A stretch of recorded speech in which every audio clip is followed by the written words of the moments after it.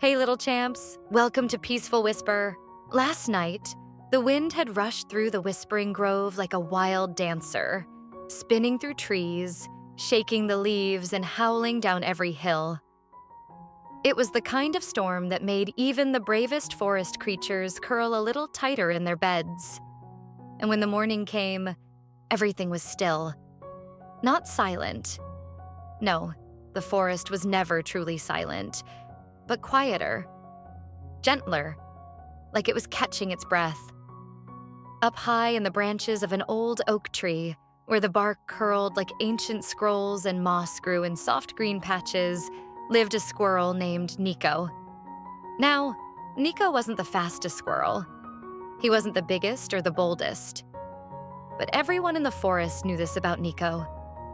He listened, he watched, and he cared. He had a gift, you see. A gift for helping others find their way. And today, the forest needed him more than ever. Nico stretched his little legs, gave his tail a thoughtful flick, and looked out over the trees. Something felt off. The wind had tossed more than leaves last night. And then he heard it.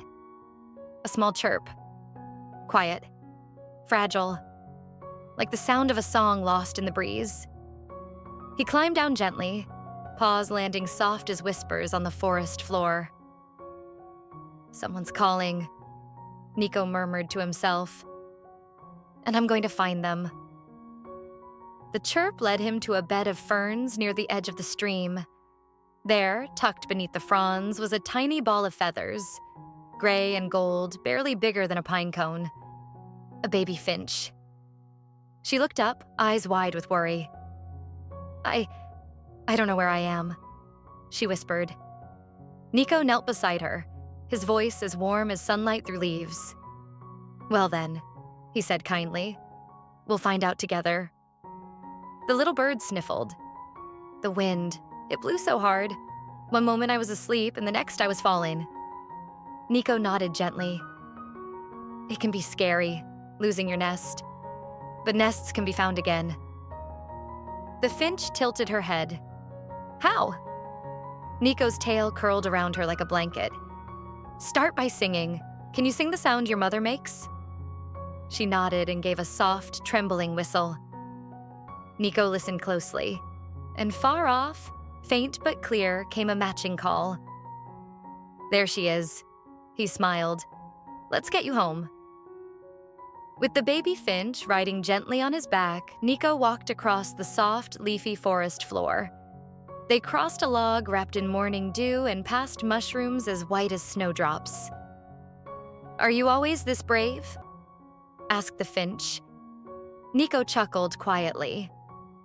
"Number, but I believe in helping. And when you help someone, bravery follows."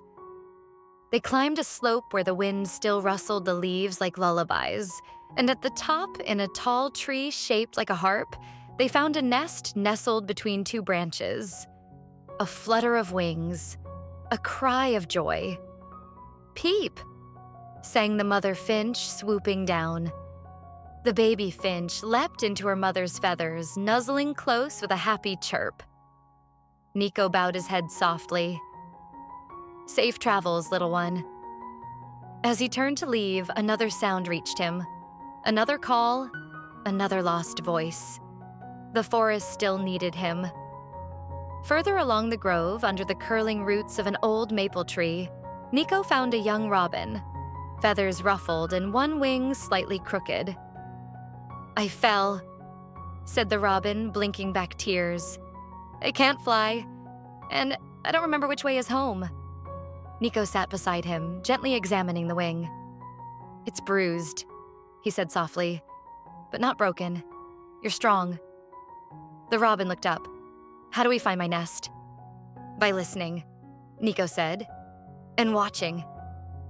He pointed to the ground where leaves were scattered in a curious trail, red and gold, fluttering in one direction. "The wind left us a path." And so they followed it, step by soft step, over mossy rocks, through a grove of silver birch. They stopped to sip from a puddle and nibble berries, and all the while Nico listened. For rustles, for wings, for songs.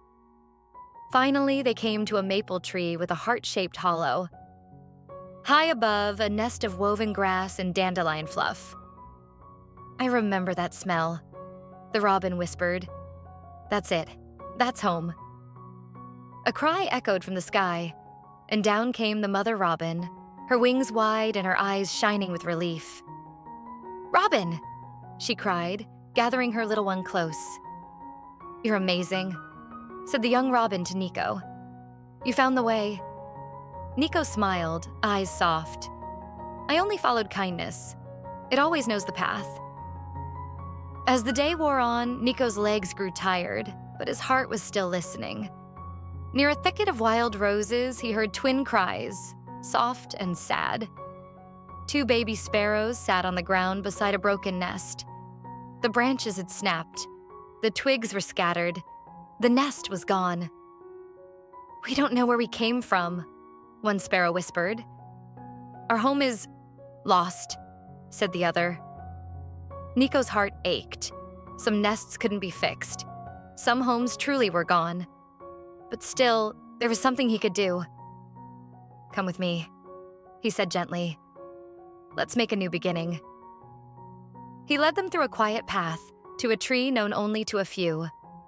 The heart tree. It had a hollow in its trunk, soft with moss and lined with years of leaves. A shelter, a haven. "Rest here," Nico said, "and let's sing. Maybe your mother will hear." And so they sang, little voices rising through the forest like a prayer. And soon, wings, familiar wings, a sparrow, feathers wind ruffled and eyes searching. "My babies," she cried, landing in the hollow. The chicks chirped with joy, nuzzling into her feathers. And Nico stood at the entrance, watching with a heart full of peace. He had not found their nest, but he had found their home. Evening fell over the forest, turning the world golden. Birdsong filled the branches once again. Leaves shimmered gently, and Nico, the nest finder, made his way back up his tree. His paws were tired, but his heart was light. As he curled up in his own little nest of moss and twigs, he looked out at the stars. Calm now, blinking slowly above the treetops. "Kindness," he whispered, "always finds its way home." And with that, Nico closed his eyes, and the forest rested. All was well. Thanks for watching, champs. Just don't forget to like and subscribe.